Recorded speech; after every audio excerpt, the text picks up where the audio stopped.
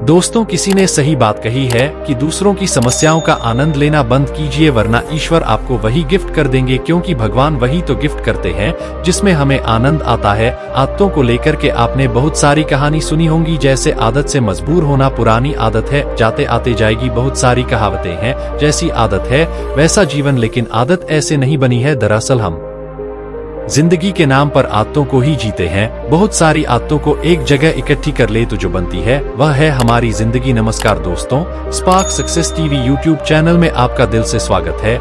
दोस्तों, बहुत समय पहले की बात है, एक राजा था जो अपनी प्रजा और अपने परिवार का खूब ख्याल रखता था, लेकिन राजा को अपने आदमियों पर कुछ दिनों से संदेह था और उस राजा के 3 बहुत ही खास मंत्री भी थे जो उसका काम संभालते थे। लेकिन कुछ दिनों से राजा के उन 3 मंत्रियों में से कोई एक मंत्री ऐसा मंत्री था जो राजा के पैसों में गड़बड़ी कर रहा था और वह मंत्री अपने काम को भी ठीक से नहीं कर रहा था। अब राजा काफी दुविधा में था। राजा को यह समझ नहीं आ रहा था कि उन तीनों मंत्रियों में से कौन सा मंत्री बेईमान है और कौन सा मंत्री ईमानदार है। यह पता लगाने के लिए एक दिन राजा ने उन तीनों मंत्रियों को अपने पास बुलाया और कहा, देखो मंत्री जी, हमारा जन्मदिन आ रहा है, इसलिए आप तीनों को एक घने जंगल में जाना होगा और आप तीनों को एक एक बैग दे दिया जाएगा। उन तीनों को एक एक बैग दे दिया और उनसे कहा कि तुम तीनों को अलग अलग घने जंगल में छोड़ दिया जाएगा। उस जंगल में तुम लोगों को फल के पेड़ को ढूंढना है और अच्छे अच्छे और ताजा फल से इस ठेले को पूरा भर कर लाना है और तुम तीनों के पास सिर्फ आज शाम तक का ही समय है। राजा के कहे अनुसार वह तीनों मंत्री को जंगल में छोड़ आए। उसके बाद वह तीनों मंत्री जंगल में आ गए। उसके बाद पहला मंत्री बहुत ईमानदार और मेहनती था, तो उसने राजा के लिए बहुत सारे अलग अलग और अच्छे और ताजा फल से अपने ठेले को पूरा भर लिया। लेकिन उसे यह सब करने के लिए बहुत मेहनत करनी पड़ी। उसने अपना काम पूरा कर लिया था, वह बहुत थक चुका था और उसने अपना काम ईमानदारी से भी किया था। अब दूसरा मंत्री जो था वह बहुत ही चालाक था। उसने सोचा राजा के पास इतना समय थोड़ी है कि वह यह सब जांच करे कि मैंने अच्छे फल लाए हैं या खराब, तो बिना ज्यादा मेहनत किए उसे जैसे ही फल जमीन पर पड़े मिले उसने वह अपने ठेले में रख लिया, बिना यह सोचे कि वह अच्छे हैं या खराब। जो उसे जमीन पर पड़े फल मिले थे वह बहुत ज्यादा खराब थे और वह आराम से पेड़ के नीचे बैठ गया।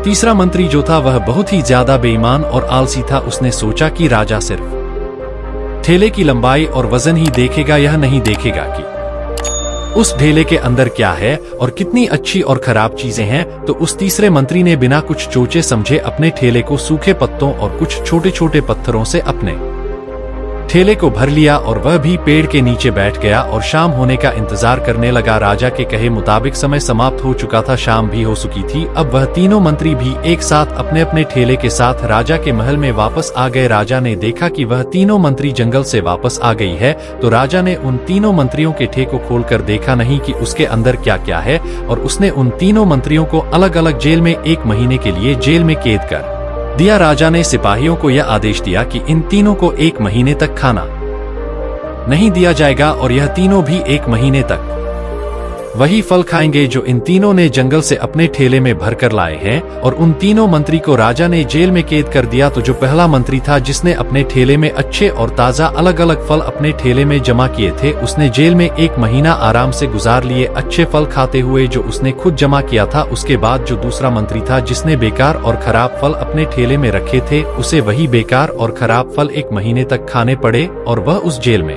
ज्यादा दिनों तक टिक नहीं पाया और बाद में वह खराब फल खाने की वजह से बीमार पड़ गया और उसकी तबीयत खराब हो गई। अब जो तीसरा मंत्री था जो बहुत ही बेईमान और आलसी था, जिसने अपने ठेले में सिर्फ सूखे पत्ते और कुछ छोटे छोटे पत्थर भरे थे, क्योंकि उसके ठेले में खाने के लिए कुछ सूखे पत्ते और कुछ छोटे छोटे पत्थर ही थे, तो वह 1 महीने के लिए क्या खाता। और तभी उसे अपने बेईमानी और आलस्य पर पछतावा होने लगा कि शायद मैंने उस दिन थोड़ी मेहनत करके इस ठेले में फल रख दिए होते तो आज मेरा यह हाल नहीं होता। और वह बिना कुछ खाए वह मंत्री जेल में 2 दिन के बाद ही जेल के अंदर ही भूख के कारण मर गया। तो दोस्तों, इस कहानी से हमें यह सीख मिलती है कि हम जो आलस और बेईमानी करते हैं, बेईमानी मतलब अपने ही काम में अपना कुछ नहीं करना, अपना मन नहीं लगाना और खाली बैठे रहना, तो उससे आज तो हमें कोई फर्क नहीं पड़ता। आज तो हम अपने काम में आलस करके आराम कर लेते हैं, लेकिन कल भविष्य में कुछ दिन के बाद हमें उस पर पछतावा होता है।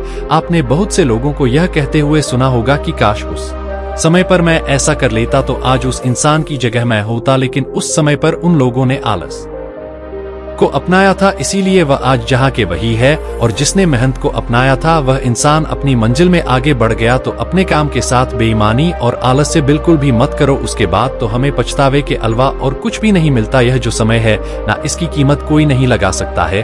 हम लाखों रुपए देकर भी अपनी जिंदगी का 1 मिनट भी वापस नहीं ला सकते, इसीलिए इस समय का सही उपयोग करो। समय की एक अच्छी बात है और एक बुरी बात है। अच्छी बात यह है कि हम उसे किन चीजों में गुजारते हो यह हमारे हाथ में होता है, और बुरी बात यह है कि समय गुजर जाता है और सभी के पास दिन में 24 घंटे होते हैं, गरीब के पास भी और अमीर के पास भी। बस यह हमारे हाथ में है कि हम उस समय से क्या नया कर सकते हो। तो अपने एक एक पल का हिसाब रखो कि हम उन्हें किन चीजों में गुजार रहे हैं। तो अगर आप इस कहानी को और भी लोगों तक पहुंचाना चाहते हो तो इस वीडियो को लाइक करो, ताकि वीडियो को और भी लोगों तक पहुंचाए। दोस्तों, आपने आज के इस वीडियो से क्या सीखा वह मुझे आप कमेंट में बता सकते हैं। इसी के साथ में उम्मीद है कि आपको आज की वीडियो पसंद आई होगी। तो इस वीडियो को उस इंसान को शेयर करें जिससे यह कहानी सुनने की जरूरत है, और उसी के ठीक बाद चैनल को सब्सक्राइब करें। तो चलिए फिर मिलते हैं ऐसी एक और नई वीडियो में एक नए मैसेज के साथ। तब तक के लिए अपना ख्याल रखें। धन्यवाद।